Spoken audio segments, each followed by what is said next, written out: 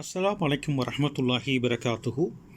Kuwait Tamil மக்கள் சேவை மையத்திலிருந்து நான் உங்கள் அன்பு தோழன் அப்துல் ரஷீத். அன்பான சகோதர சகோதரிகளை, இந்த வீடியோ கொஞ்சம் பாருங்கள். எந்த அளவுக்கு குவைத்து நாட்டில் இருக்கக்கூடிய இந்த மில்க் பவுடரையும் எப்படியெல்லாம் கடத்த முயற்சிருக்கிறாங்க, இதை சுங்க அதிகாரிகள் எப்படி கண்டுபிடிச்சிருக்காங்க அப்படிங்கிறதையும் இந்த காட்சிகளை பாருங்கள்.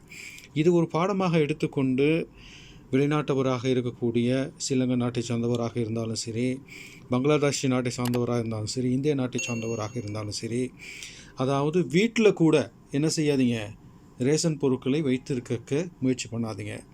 என்ன அப்படின்னு சொல்லிட்டு இப்போ ஒரு முக்கிய அறிவிப்பு வந்திருக்கு.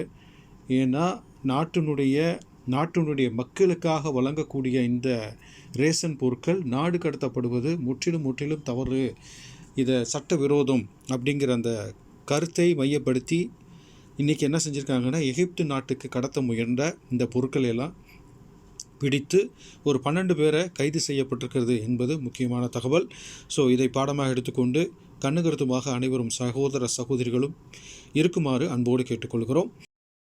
எச்சரிக்கை பதியாக ஏற்றுக்கொண்டு அனைத்து சகோதர சகோதரிகளும் இதை யாரும் நாடு கடத்த முயற்சி செய்ய வேண்டாம்.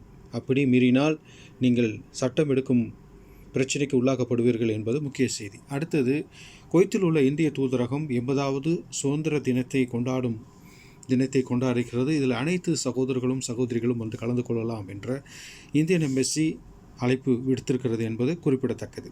அடுத்தபடியாக தீ விபத்துக்கான ஜெனரல் அவர்கள் ஒரு முக்கியமான சில செய்திகளை, தீ விபத்துகள் வீடுகளில் ஏற்படுவதற்கு முக்கியமான காரணம் அவர்கள் அடசலான பொருட்களை கிச்சனில் வைத்திருப்பதற்கு தான் முக்கிய காரணம். அப்படி தீ ஏற்பட்டு விட்டால் நீங்கள் என்ன செய்யணும், உடனே 112 எண்ணுக்கு அழைக்குமாறு கேட்டுக்கொள்கிறோம் என்று அழைப்பு விடுத்திருக்கிறார். நாங்கள் சொன்ன செய்திகள் எல்லாம் உங்களுக்கு பிடித்திருக்கும் என்று நம்புகிறோம்.